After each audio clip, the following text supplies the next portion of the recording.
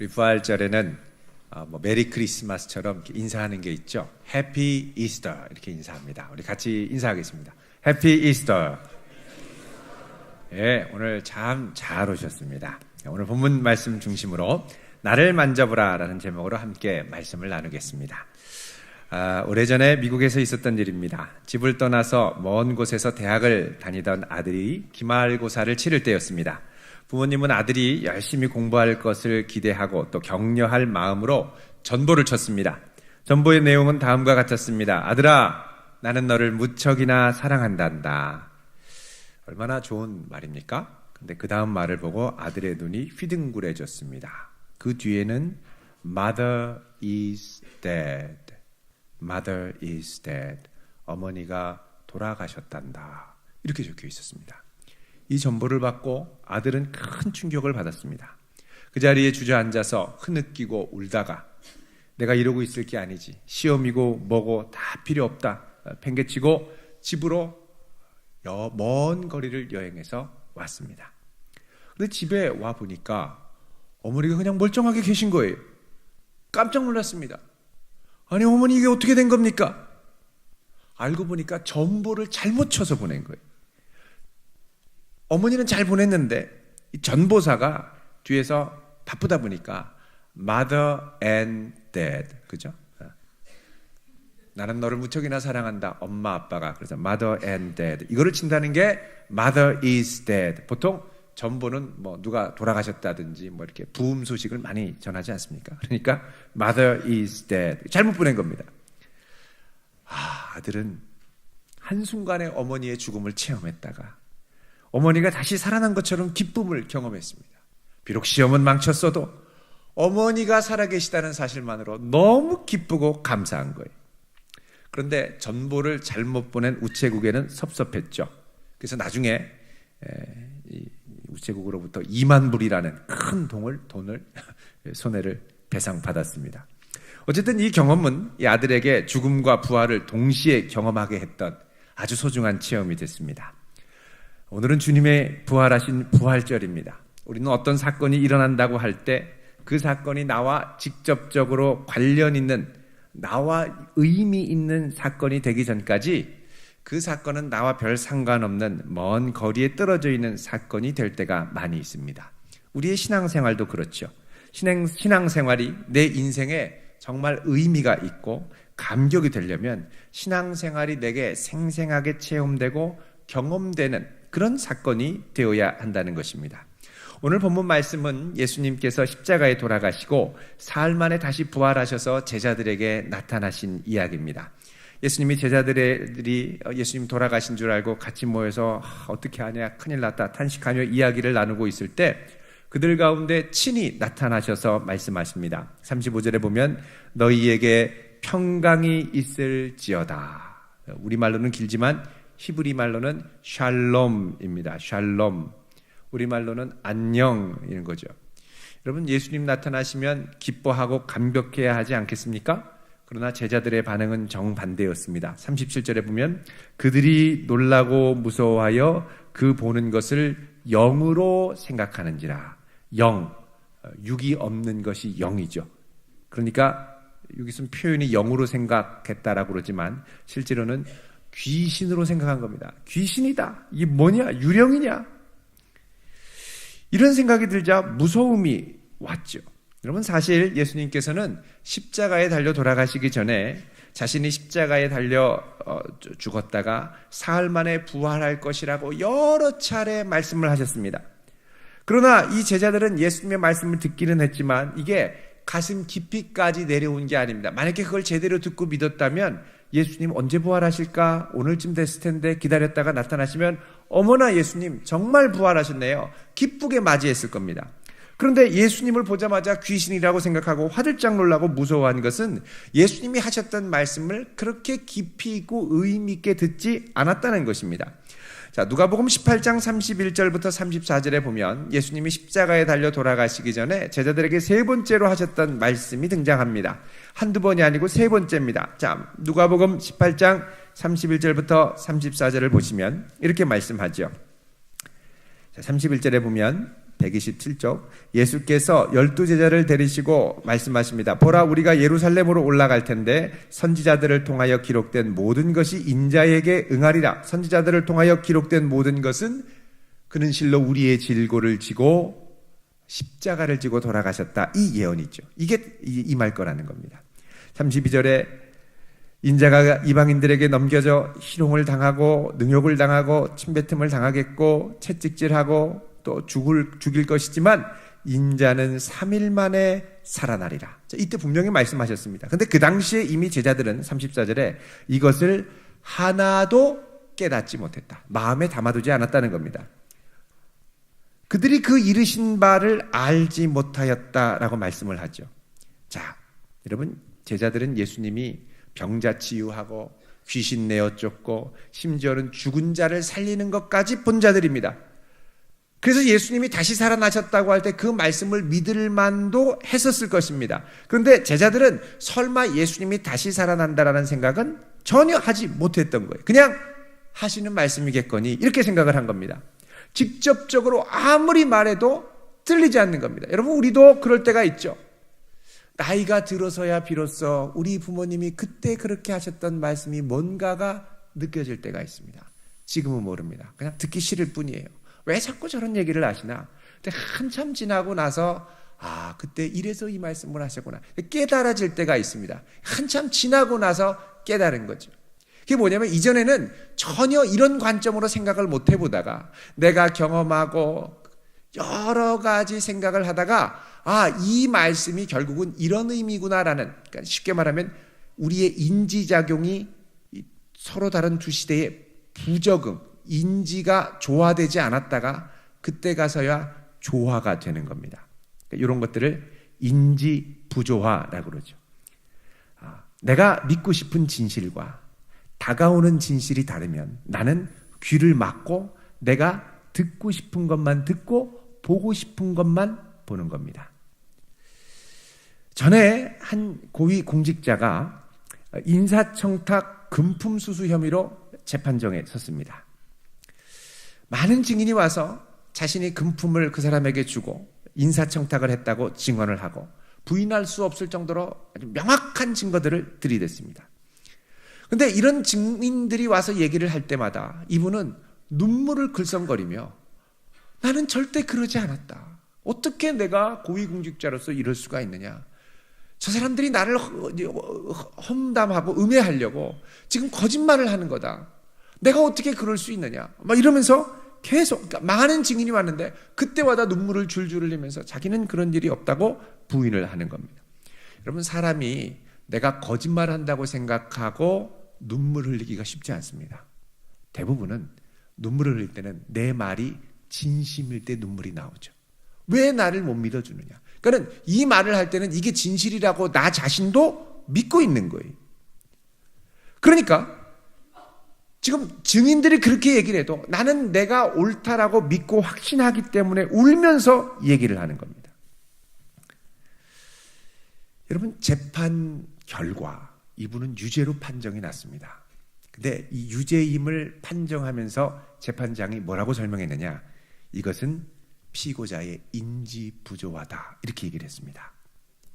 자기가 믿고 싶은 열망, 그리고 자기에 대한 자부심, 오랜 시간 공직에서 일하면서 높은 자리까지 올라왔는데 이런 명예로운 자리에서 부하 직원에게 인사와 관련해서 큰 돈을 받았다라는 이 명예롭지 못한 사실이 갑자기 드러내고 나지고 입증된다. 그러면 자기는 그동안 세월 쌓아 올렸던 자기의 모든 명예와 모든 것들이 한순간에 무너지는 거죠. 그러니까 그 상처와 모욕을 받아들이는 게 충격적이니까 나는 이거를 받아들일 수 없다. 그래서 자기의 자존심이 상하는 거를 이제 견디지 못해서 어떻게 하냐? 내 기억을 내가 스스로 왜곡하고 조작해서 믿어버린 겁니다. 재판장이 독일의 철학자 니체의 말을 인용하면서 이렇게 판결을 내렸습니다. 니체의 말은 이렇습니다. 내 기억이 내가 그것을 했다고 한다. 내 기억은. 그러나 내 자존심은 내가 그것을 했을 리가 없다고 말하며 요지부동이다. 결국 기억이 자존심에 굴복한다. 기억이 자존심에 굴복한다. 여러분, 날마다 가정에서 수없이 토닥거리면서 경험하는 현실이기도 할 것입니다. 했지, 안 했어. 했지, 안 했어. 아빠 했잖아. 이 현실이죠. 내가 믿고 싶은 대로 믿고 주장하는데 현실은 어떻게 돼요? 그게 아닌 거죠. 여러분, 결국 피고가 자신의 왜곡된 기억에 속아버린 겁니다. 재판에서도 그렇게 결론을 내렸어요.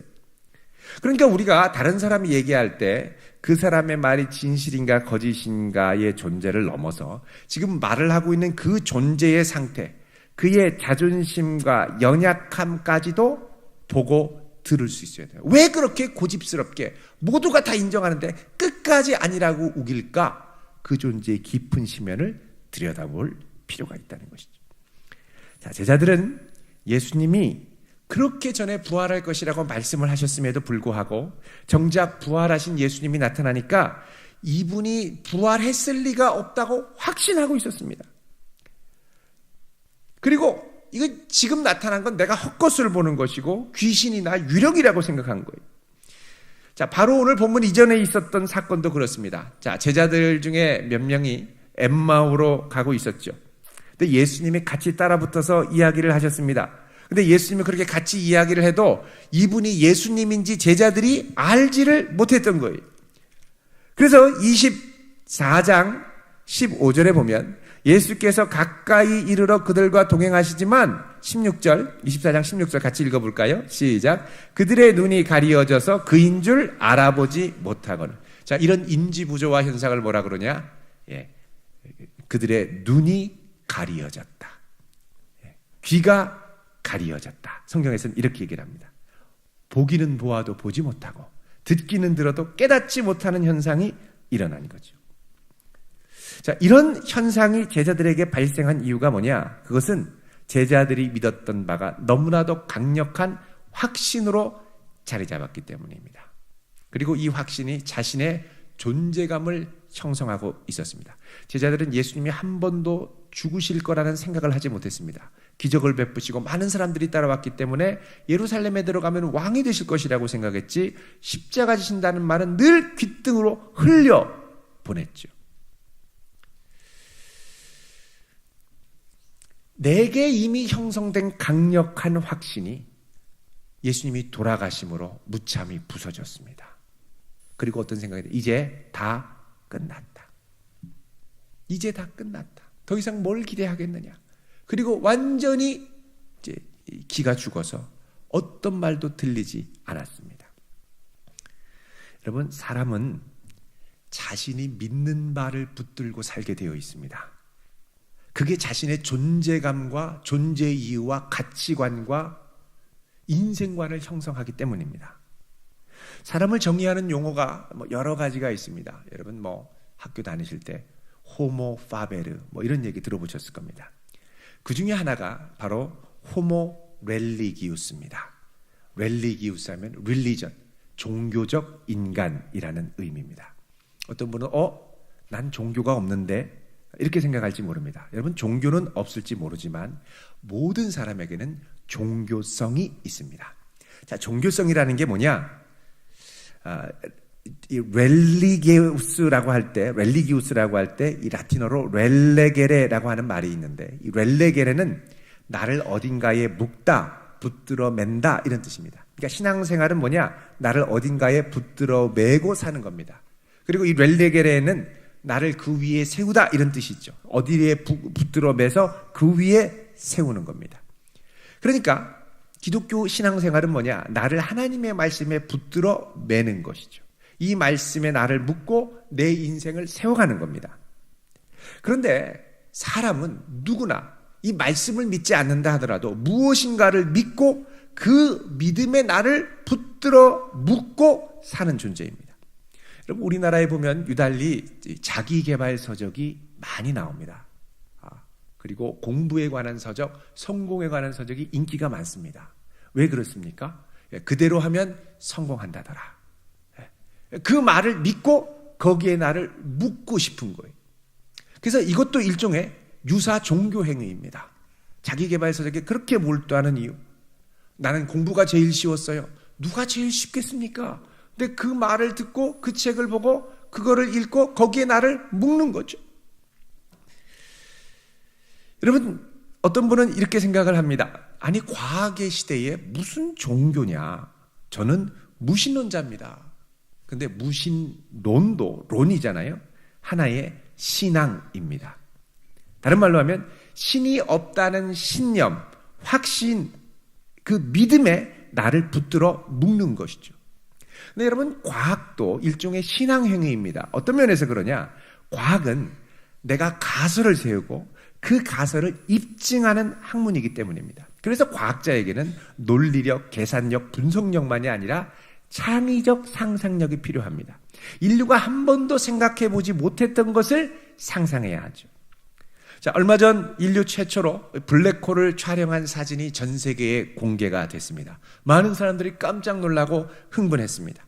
지구로부터 무려 5,500광년이나 떨어진 곳에 있는 거대 은하군 중에 M87이라고 명명한 블랙홀을 찍은 것인데, 이 사진 촬영을 통해서 블랙홀의 존재가 입증이 되고 100년 전에 아인슈타인이 세웠던 상대성 이론을 입증하게 됐습니다. 100년 전의 가설이 입증된 거죠. 그런데 이 블랙홀 촬영하는 게 얼마나 어렵냐 하면, 여러분, 그 거리가 5,500광년이면 그걸 어떻게 찍겠습니까? 쉽게 말하면 지구에서 달 표면에 있는 귤 하나 찍는 것과 맞먹는 겁니다. 어떤 분은 이렇게 얘기를 합니다. 한라산에서 백두산 꼭대기에 있는 사람의 머리카락 한 올을 찍는 것과 같다고 얘기를 합니다. 그러니까 일단 망원경이 커야 돼요. 근데 지구상에 있는 어떤 망원경도 그것을 찍을 수가 없는 겁니다.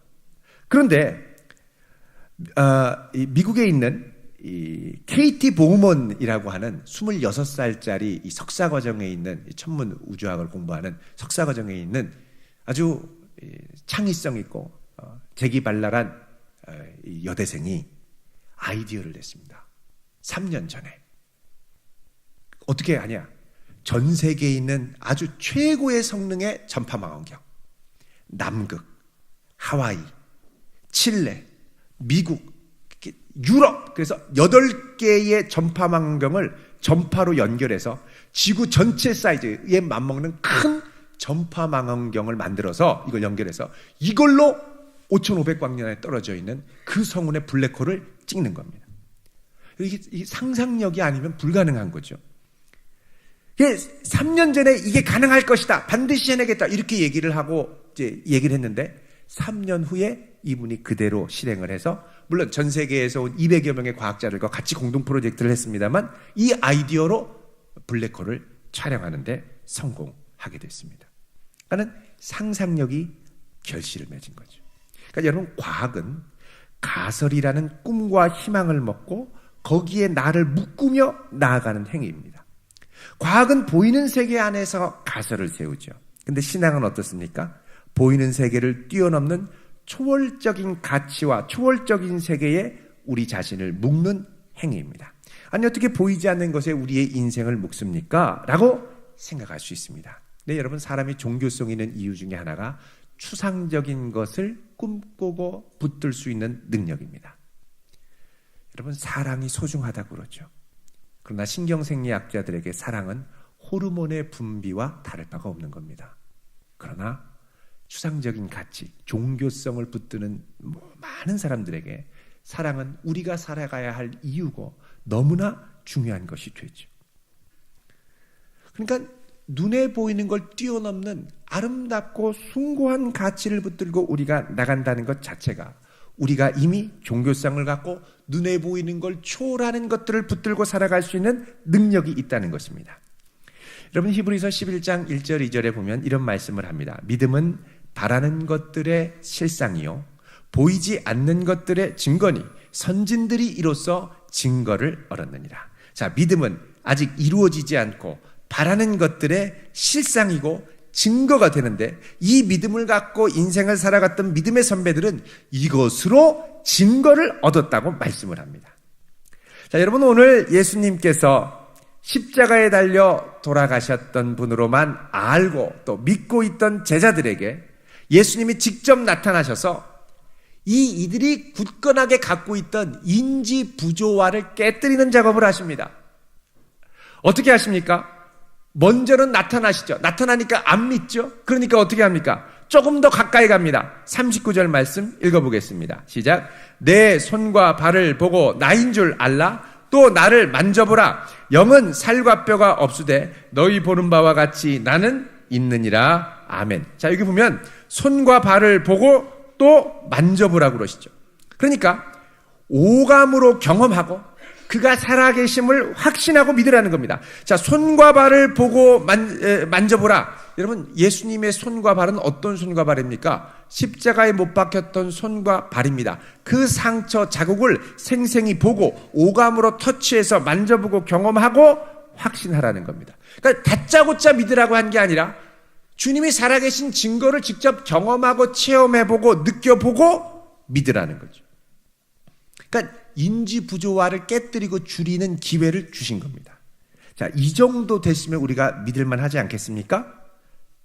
그런데 이걸로도 깨지지가 않습니다. 제자들도 이것만으로 못 믿었어요.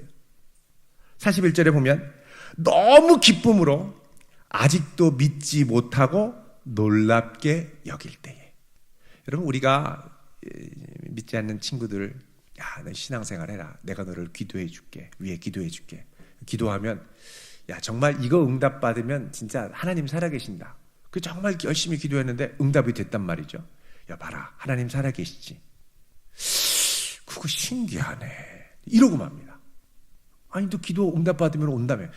아, 신기하긴 한데 운이 좋았나. 뭐 이렇게 얘기를 하시는 거예요.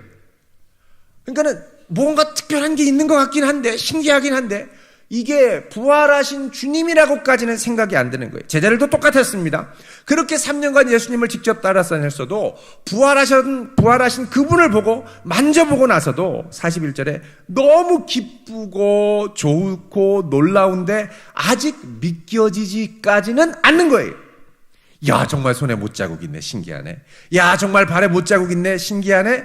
못 믿는 겁니다.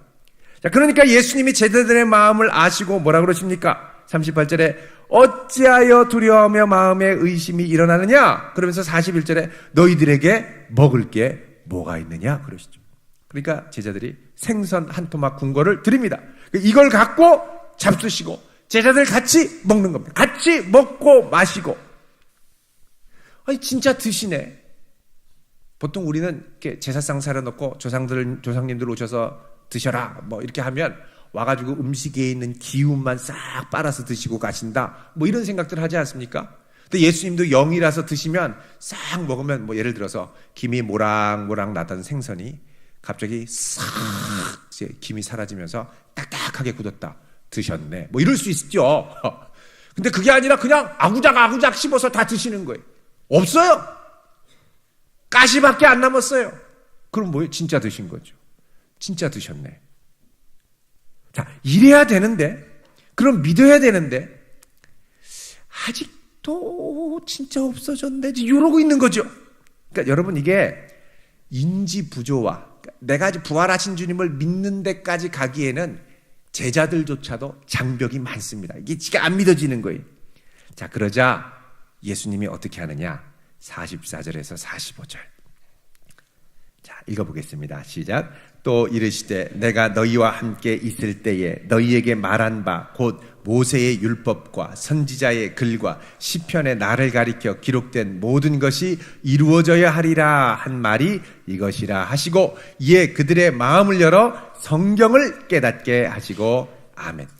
자, 여기 보면 예수님이 이제 어떻게 합니까? 그동안 이들과 함께 하면서 해주셨던 말씀, 모세의 율법, 창세기, 출애굽기, 레위기, 민수기, 신명기, 선지자의 글, 이사야, 예레미야, 에스겔, 그리고 역사서들, 사무엘 상하, 열왕기 상하, 역사서들, 그리고 시편, 시가서들.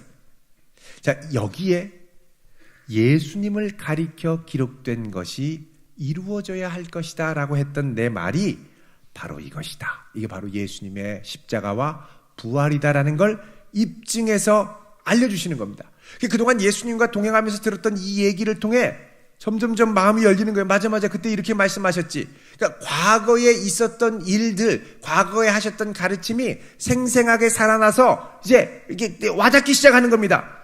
자, 그러면서 마음이 흔들리니까 어떻게 하느냐? 45절에 이에 그들의 마음을 어떻게 해요? 열어. 이제서야 마음이 열리기 시작한 거예요. 열어서 성경을 깨닫게 하죠. 이제부터 하시는 말씀은 가슴에 팍팍 박히면서 진리로 깨닫게 되는 거죠. 그러면서 마침내 이들의 마음이 열리고 예수님의 부활을 믿음으로 받아들이고 확신하게 됩니다. 자, 이렇게 확신하게 되자 예수님이 어떻게 하십니까? 48절에 너희는 이 모든 일의 증인이라고 증인으로 세우는 역사가 일어나죠. 자, 그래서 증인은 무엇을 믿는 사람이냐면 예수님의 십자가의 죽음, 그리고 부활, 그리고 그 부활로 말미암아 우리에게 주신 생명을 믿는 사람들입니다. 그래서 사도신경 끝부분에 보면 아주 중요한 고백들이 연달아 등장합니다. 그건 뭐냐면 우리는 죄를 용서받는 것과 몸의 부활과 영생을 믿습니다. 이렇게 고백을 하죠. 자, 죄를 용서받는 것, 예수님이 우리를 위하여 십자가에 죽으신 사건에 근거합니다. 몸의 부활, 예수님이 육체로 부활하신, 영부활이 아니라 육체로 부활하신 사건에 근거합니다. 예수님이 부활하신 것은 이런 부활의 몸으로 우리를 영화롭게 만들기 위해서인데, 이 예수님이 경험한 부활을 우리에게도 경험하게 하심으로 우리가 뭘 경험하냐 하면 온전한 영생을 경험하게 됩니다. 그래서 죄를 용서받는 것, 몸의 부활, 영생은 세 가지가 밀접하게 관련이 되어 있습니다. 여러분, 특별히 이 몸의 부활은 예수님이 부활하셨습니다만 고린도전서 15장 20절에 보면 뭐라고 그러냐면 이제 그리스도께서 죽은 자 가운데서 다시 살아나사 잠자는 자들의 첫 열매가 되셨도다 그럽니다. 잠자는 자들, 이미 죽은 자들의 뭐요? 첫 열매. 첫 열매는 뭐냐? 첫 열매가 맺히면 그 다음에 다른 열매들이 우수수수 주르르르 따라서 맺히게 되죠. 마찬가지로 예수님이 부활하셨으면 그게 첫 열매라면 이제 우리도 주 안에서 영생 얻고 죄사함 얻은 다음에 죽으면, 무덤에 묻히면 그 이후에 우리가 다시 주님께서 재림하실 때 모두 그와 같은 부활의 몸으로 부활하여 변화될 것을 의미하는 겁니다. 이게 부활한 몸으로, 우리의 영혼만 천국 가는 게 아니라 우리의 몸도 부활하여 예수님과 같은 부활의 몸으로, 여러분 이걸 뭐라고 그러냐? 전인적 인간이라고 그럽니다. 하나님이 처음에 사람을 만들 때 영만 만든 게 아니라 하나님의 생기를 그 몸에 불어넣으셨죠. 그래서 살아있는 생명이 된 게 온전한 사람입니다. 그러니까 우리도 온전한 모습으로 부활한다는 건 뭐냐? 우리의 영혼이 부활한 몸과 함께 전인적인 인간으로 살아날 때 영생을 얻게 되는 거죠. 그래서 우리는 죄를 사함받는 것, 몸의 부활, 영생을 믿는 사람들입니다. 여러분, 우리에게도 제자들이 겪었던 이런 인지 부조화의 현상이 있을 때가 있습니다. 그거는 예수님이 십자가에서 나의 죄를 위해 돌아가신 것은 알고 믿지만 지금 그분이 부활하셔서 성령을 보내셔서 세상 끝날까지 나와 함께 하시고 역사하신다는 것은 잘 확신하지 못하는 거예요. 주님은 십자가에서 죽으신, 내 죄를 위해 죽으신 주님이지 부활하셔서 지금 여기에 나와 함께 살아 역사하시는 능력의 주님임을 믿지 못하는 겁니다. 여러분, 그런 우리에게 주님이 어떻게 하십니까?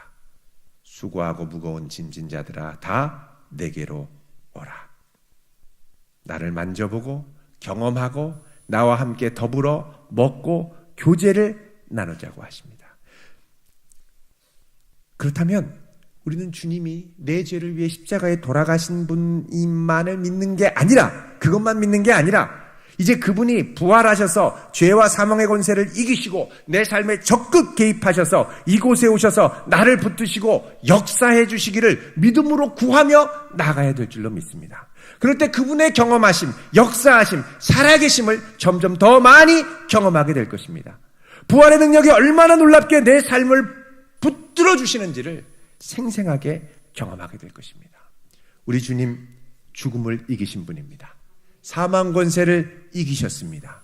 질병을 고치셨습니다. 그 부활의 능력이 나와 함께 하시는 줄 믿으시기 바랍니다. 이제 이 주님을 적극 초대해서 죄사함의 확신뿐만이 아니라 부활의 능력을 확신하며 맛보며 경험하며 살아갈 수 있는 성도 될 수 있길 바랍니다. 그럴 때 우리 한 사람 한 사람이 능력으로 충만한 부활의 증인으로 땅끝까지 나아가게 될 줄로 믿습니다. 기도하겠습니다.